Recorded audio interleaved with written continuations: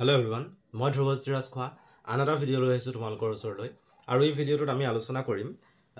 সপ্তম শ্ৰেণীৰ যিটো সৰল সমীকৰণ পাঠ আছিলে সেই পাঠটোৰ কেইটামান প্ৰশ্ন বিশেষকৈ প্ৰথম অনুশীলনীৰ যিখিনি প্ৰশ্ন আছিলে সেই প্ৰশ্নখিনি আমি সমাধান কৰিবলৈ চেষ্টা কৰিম। তাৰে এক নম্বৰ প্ৰশ্নৰ যিটো 7 পাৰ্ট আছিলে এটা সংখ্যাৰ আধা সংখ্যাটোতকৈ দুই ডাঙৰ তোমালোকক মই কৈছিলোৱেই যে এই কুৱেশ্যনটো ভুল আছে, এই প্ৰশ্নটোৱে ভুল আছে। গতিকে এই প্ৰশ্নটো আমি সমাধান কৰাৰ কোনো প্ৰয়োজন নাই বৰ্তমানৰ কাৰণে, চেঞ্জ কৰিলে আমি কৰিব পাৰোঁ, এতিয়া সেইটো নকৰোঁ। খালি 8 নম্বৰলৈ যাওঁ। 8 নম্বৰত আছে দুটা ক্ৰমিক স্বাভাৱিক সংখ্যাৰ যোগফল 15, ক্ৰমিক স্বাভাৱিক সংখ্যা আৰু অযুগ্ম স্বাভাৱিক সংখ্যাৰ যোগফল 28। ইয়ালৈকে কৰা হৈ আছে, আমি 10 নম্বৰৰ পৰা কৰিব লাগে। 10টো অকণমান জটিল হয়। হৰিৰ বয়স তেওঁৰ ভায়েকৰ বয়সতকৈ 5 বছৰ বেছি। এতিয়া বয়সৰ কথা যেতিয়া ক'ব, যাৰ বয়সটো কম তেওঁৰ বয়সটো আমি x ধৰিব লাগিব।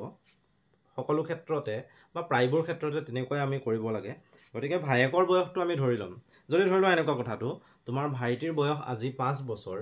আৰু তুমি ভাইটিতকৈ 2 বছৰ ডাঙৰ, তেতিয়া কি হ'ব কথাটো, ভাইটিৰ বয়স 5 বছৰ, ভাইটিৰ বয়স 5 বছৰ আৰু তুমি ভাইটিতকৈ 2 বছৰ ডাঙৰ, গতিকে তোমাৰ বয়সটো কি হ'ব 5 + 2 অৰ্থাৎ 7, হয়নে?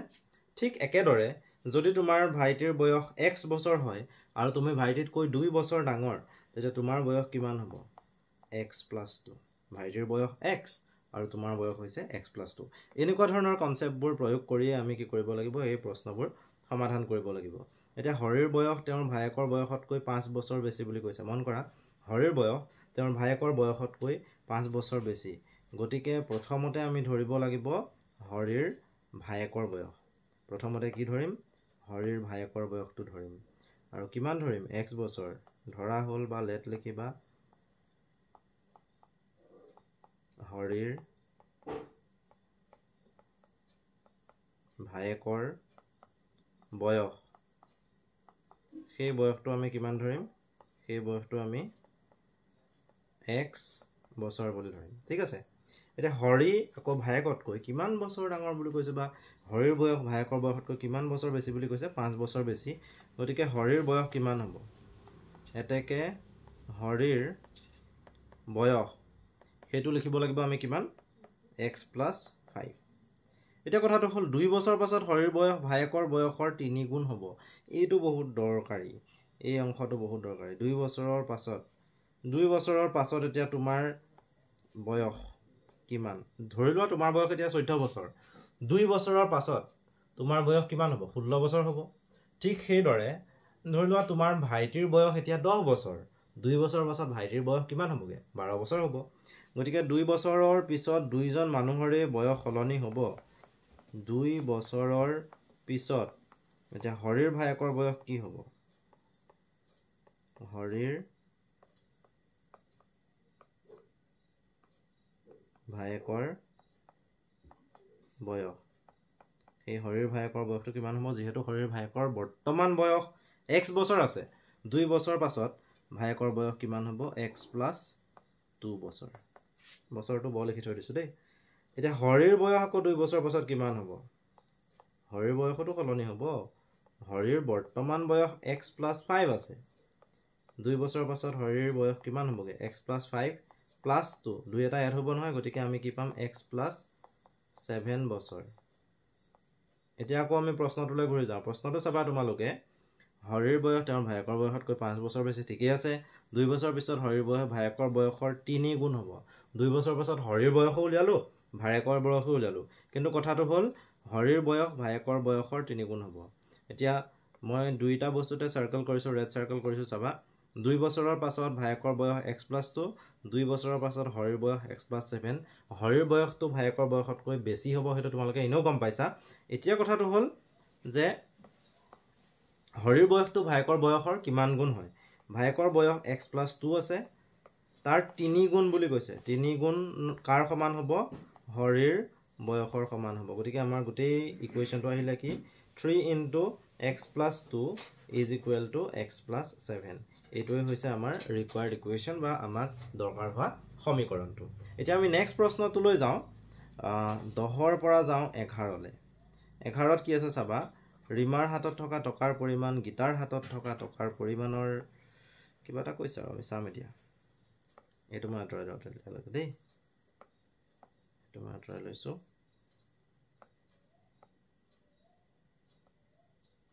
অ'কে এতিয়া চোৱা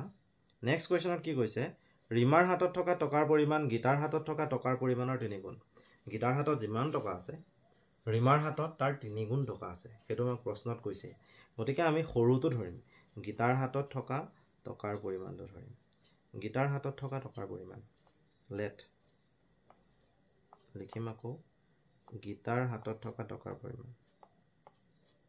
গীতাৰ হাতত থকা টকাৰ পৰিমাণ এটো কিমান ধৰিম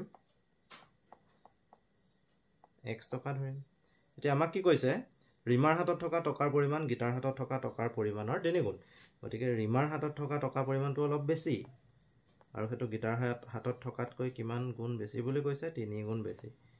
ৰীমাৰ হাতত থকা টকাৰ পৰিমাণ টকাৰ পৰিমাণ কিমান হ'ব 3 গুণ বেছি বুলি কৈছে গতিকে কি আহিব ইয়াত 3x আহিব এতিয়া আমি কি কৰিব লাগিব দুইৰে হাতত থকা মুঠ টকাৰ পৰিমাণটো 48 টকা দিয়া আছে গতিকে গীতাৰ হাতত থকা টকাৰ পৰিমাণ আছিল x ৰীমাৰ হাতত থকা টকাৰ পৰিমাণ হৈছে 3x টোটেল টকা কিমান হ'ব 48 টোটেল টকা দি দিছে হেতু কিমান দিছে 48 টকা গতিকে ৰীমাৰ হাতত থকা আৰু গীতাৰ হাতত থকা মিলি পেলাই অৰ্থাৎ যোগ কৰি পেলাই আমি কি পাম 48 পাম এই প্ৰশ্নটো হৈ গ'ল 11টো হৈ গ'ল এতিয়া আমি 2 নম্বৰলৈ যাওঁ কিন্তু 2 নম্বৰলৈ যোৱাৰ আগতে মূল বা বীজৰ কথাটো কৈ লওঁ ধৰি লওঁ এনেকুৱা x + 2 = 5 আছে এই যেটো সমীকৰণ এই সমীকৰণটো সমাধান কৰিবলৈ আমাক এটা ভ্যালু লাগিব x ৰ আৰু সেই x ৰ ভ্যালুটো এটা নিৰ্দিষ্ট ভ্যালু হয় নিৰ্দিষ্ট মান হয় আৰু সেই মানটো হৈছে 3 x = 3 x ৰ মান 3 অবিহনে আমি বেলেগ ল'ব নোৱাৰো যদি বেলেগ লৈ লওঁ তেতিয়া হলে এই বাও হাতটো আৰু সোঁ হাতটো ইহত দুটা এই বাও হাতটো আৰু এই সোঁ হাতটো এই দুটা কিন্তু সমান নহব গতিকে আমি কি কৰিব লাগিব ইয়াত x ৰ মানটো 3 এ ল'ব লাগিব আৰু x ৰ এই যিটো মানে সমীকৰণটো সিদ্ধ কৰে সেই মানটোকে আমি কি বুলি কওঁ সমীকৰণটোৰ মূল বুলি কম নাইবা কি বুলি ক'ব লাগিব বীজ বুলি ক'ব লাগিব এতিয়া আমাক 2 নম্বৰ প্ৰশ্নটোত হেতুৱে দিছে যে আমি সমীকৰণ এটাৰ দিয়া আছে সমীকৰণটোৰ মূল উলিয়াব লাগে বা বীজ উলিয়াব লাগে আমাক কৈছে কেনেকে 2 নম্বৰ প্ৰশ্নটোত তলৰ প্ৰতিটো সমীকৰণৰ লগত বন্ধনীৰ ভিতৰত দিয়া সংখ্যাটো সমীকৰণটোৰ বীজ হয় নে নহয় পৰীক্ষা কৰিব লাগে ইয়াত বাওহাত দিয়া আছে সোঁহাত দিয়া আছে মান দিয়া আছে x ৰ ধুনিয়াকে আমি উলিয়াবলৈ চেষ্টা কৰিম যেটো প্ৰথম প্ৰশ্ন আছে প্ৰথম প্ৰশ্নটো যদি চোৱা x - 5 = কি আছে 10 আছে আৰু x ৰ ভ্যালু দি থোৱা আছে কিমান 15 একেবাৰে সহজ লেফট হ্যান্ড সাইড বাও হাতটো লিখি লম ৰাইট হ্যান্ড সাইড লিখি লম বাও হাতে আছে x - 5 আৰু ৰাইট হ্যান্ড সাইডত আছে কি আছে ৰাইট হ্যান্ড সাইডত 10 আছে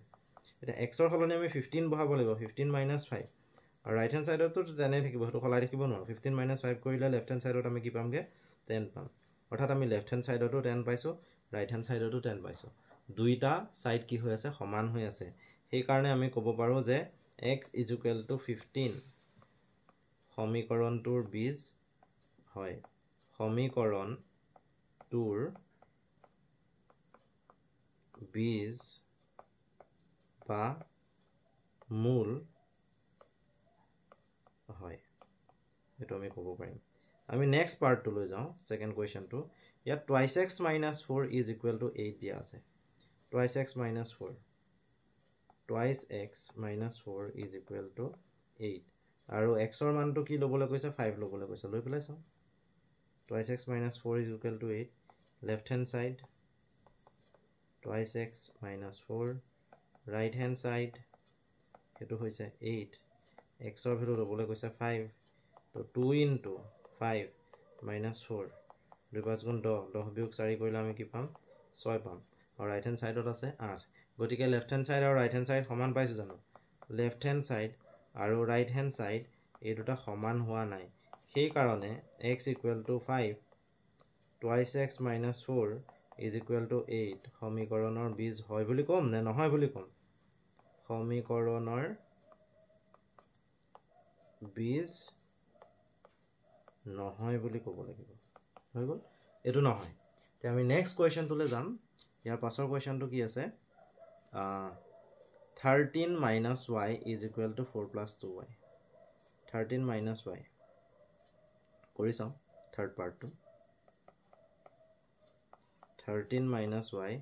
is equal to 4 plus 2y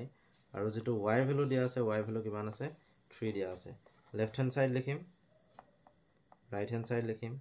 left hand side হৈছে 13 minus y আৰু এফালে 4 plus কি আছে 2y আছে 13 minus y মানে কি 3 আৰু এফালে 4 plus 2 into 3 আহিব 4 plus 2 into 3 মানে হ'ব 6 4 plus 6 মানে হ'ব 10 এফালে 13 minus 3 কি ওলাইছে 10 ওলাইছে গতিকে লেফট হ্যান্ড সাইড আৰু রাইট হ্যান্ড সাইড আমি কি দেখা পাইছো সমান দেখা পাইছো এটাকে left hand side is equal to right hand side গতিকে আমি কি ক'ব পাৰো y equal to 3 y এ সিদ্ধ কৰিছে ন দুইটা সাইড সমান ওলাইছে সেইকাৰণে আমি কি ক'ব পাৰিম y equal to 3 13 minus y equal to 4 plus 2y সমীকৰণৰ বীজ হয় সমীকৰণৰ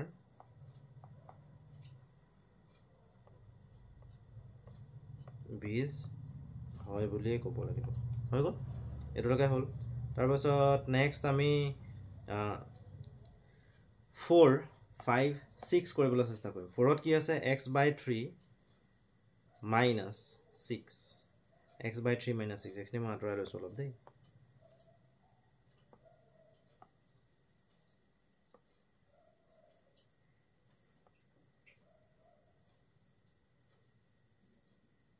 x/3 minus 6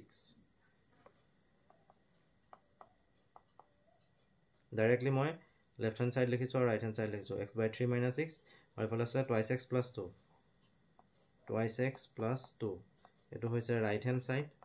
আৰু এটো হৈছে left hand side এইকেইটা তোমালোকে লিখিব লাগিব বাও পক্ষ আৰু সোঁ পক্ষ লিখিবই লাগিব অসমীয়াটো লিখিব পাৰা ইংৰাজীটো লিখিব পাৰা একো প্ৰবলেম নাই এটো নিজৰ মতে কৰি লবা আৰু আমাক ইয়াত x ৰ ভ্যালু কি লবলৈ কৈছে 12 so x is equal to 12 হলে কি হ'ব ইয়াত 12/3 minus 6 আহিব আৰু ইয়াত 2 into 12 plus 2 আহিব 12/3 মানে 4 minus 6 কৰিলে পাবা minus 2 afলে 2 12 গুণ 24 যোগ 2 26 হ'ব তে লেফট হ্যান্ড সাইড আৰু রাইট হ্যান্ড সাইড এই দুইটাই বেলেগ বেলেগ ওলাইছে সমান নহয় এতেকে x equal to 12 সমীকৰণটোৰ বীজ নহয়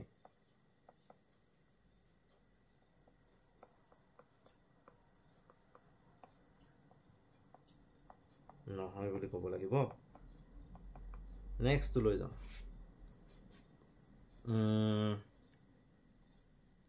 2/3x plus 4 ওকে এটো তোমালোকৰ চকুৰ আগতে কৰিছে চাই থাকা লেফট হ্যান্ড সাইড লিখিলো রাইট হ্যান্ড সাইড লিখিলো লেফট হ্যান্ড সাইড হৈছে 2/3x plus 4 right hand side হৈছে 7 minus x তে x ৰ ভ্যালু কি লবলৈ কৈছে 9/5 লবলৈ কৈছে লৈ চাও 2/3 into 9/5 plus 4 আৰু ইয়াত 7 minus 9/5 5 7 গুণ 35 বিয়োগ 9 তলত 5 আছে 35 ৰ পৰা 9 গলে থাকিব 26 তলত থাকিব 5 এফালে 3 3 গুণ 9 3 2 গুণ 6 হ'ব তলত 5 আছে যোগ 4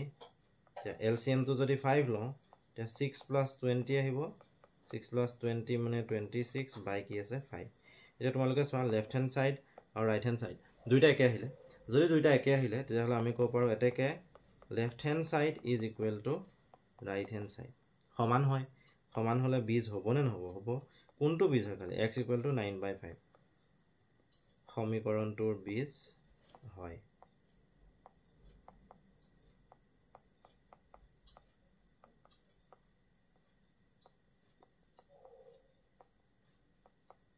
ঠিক আছে এই প্ৰশ্নটোলৈকে কৰিলো ইয়াৰ পাছত আৰু এটা প্ৰশ্ন থাকিলে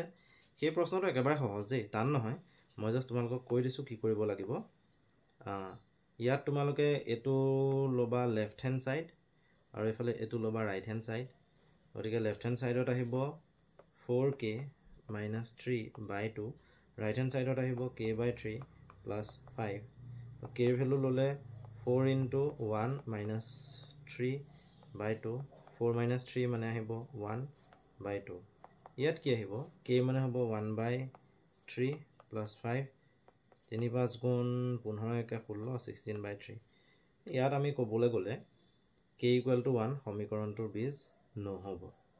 কাৰণ বাওহাত 1 by 2 ওলাইছে আৰু সোঁহাত কি ওলাইছে 16 by 3 ওলাইছে গতিকে বাওহাত আৰু সোঁহাত সমান নহয় সেই কাৰণে k equal to 1 যেটো মান আছে সেই মানটো সমীকৰণটোৰ বীজ হ'ব নোৱাৰে এতিয়া আমি আজিৰ ভিডিওটোত এই যেটো তোমালোকৰ সৰল সমীকৰণ চেপ্টাৰটোৰ ফাৰ্স্ট এক্সাৰসাইজ আছিল গুটেইটো কমপ্লিট কৰিলো তোমালোকে নিশ্চয় বুজি পালা যদি বুজি পোৱা নাই তেতিয়াহলে কমেন্ট সেকশনত জনাবা আৰু যদি ভিডিওবোৰ ভাল পাইছা তেতিয়াহলে আমাৰ চেনেলটো লাইক কৰিবা শেয়াৰ কৰিবা আৰু আমাৰ চেনেলটো যদি সাবস্ক্ৰাইব কৰা হোৱা নাই তেতিয়াহলে কৰি লবা ধন্যবাদ